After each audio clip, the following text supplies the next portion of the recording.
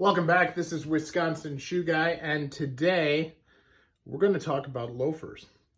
Now, I am self-professed to have a loafer problem. It just seems as if it's a difficult shoe for me to wear. Now, when we talk about loafers, I think it's important to distinguish between slippers and loafers. And what do I mean by that? Well, I have this pair here with just a suede sole, and this is by Cheaney, which we can see there. And I am referring to this as a slipper because it's really not made to be worn outdoors. You can see I wear it on my porch and it's wearing pretty hard. So probably, important to kind of keep that difference. The other thing to keep in mind is that there's a difference between summer loafers and like regular loafers, and most of these are summer loafers. But can you tell which? And what classifies a summer loafer versus a standard loafer? So this is a summer loafer, right? And the easiest way to distinguish it is to do that. This is completely 100% unstructured. It's unlined, and it is really, and it's cemented as well, okay? Because it's a very, very thin sole. It's just made to be worn with shorts on the holiday, that type of thing. Now this one is lined, right? Has a little bit of structure right here and a very little bit of structure at the toe, but this is Blake stitched, right? Has this little rubber insole, but very, very narrow waist. And this one is also a summer loafer, but it is less structured and really designed for barefoot wear. Now, this is another, again, unlined, no structure at all, right?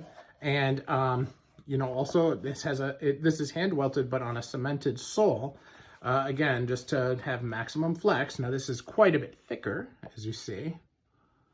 So the big difference here between the way these two, and these are both very, very well-known brands. This is an Edward Green and this is a Saint Crispins. They just took a very different tack at how structured they made it. This is an Altan Senzo, with the Blake stitch. They did a really nice job with it. Now this is a regular loafer. Now this one is unlined, right, but has structure. It has toe structure, it has a heel structure, and overall, this is a Goodyear welted shoe, right? And this is a Meerman, as you can see. Overall is more solid. Now, you do get them where they're fully lined. This is a Meccariello, and this is fully lined. Actually has an insole that came with it in that to try to get better fit. And, fully structured with the toe and the heel. And just a very, very different use case for the shoe. Also Goodyear welted.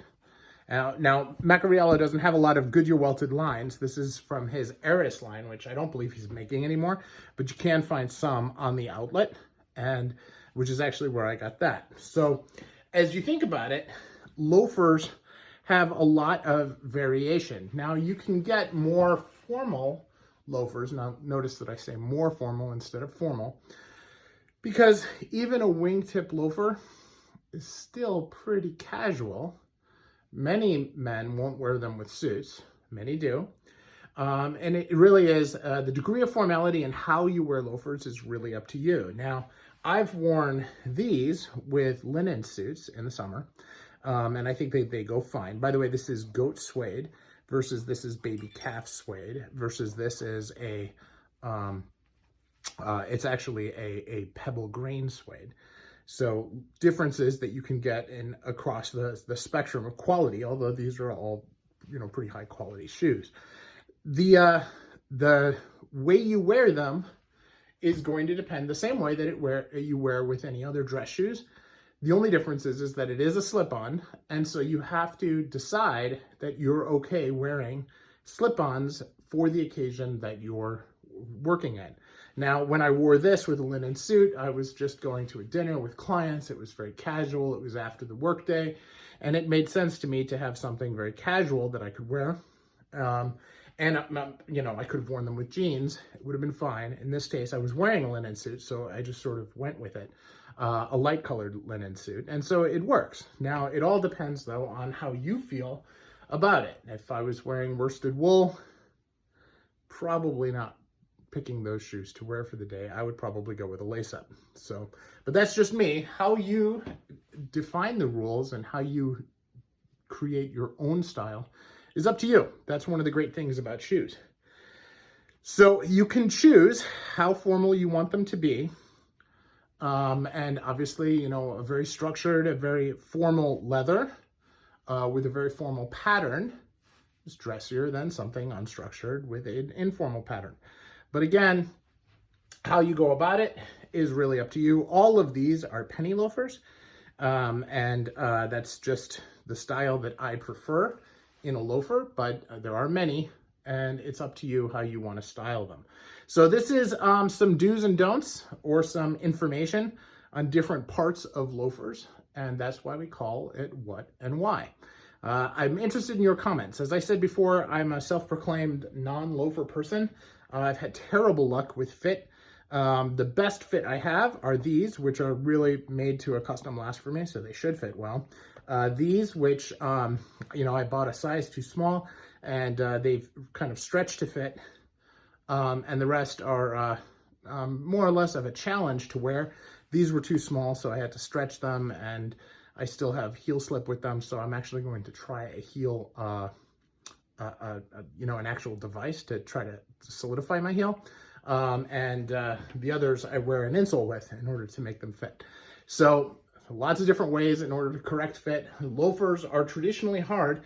I had a conversation with a shoemaker, actually the head of Saint Crispins, who told me that in order to make the heel really, really tight, that the front of the shoe needs to be snug.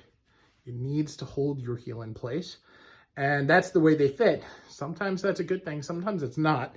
And so it really varies. Now, what we're not talking about today is the other kind of loafer, and that's these. This is, you know, your very, very casual.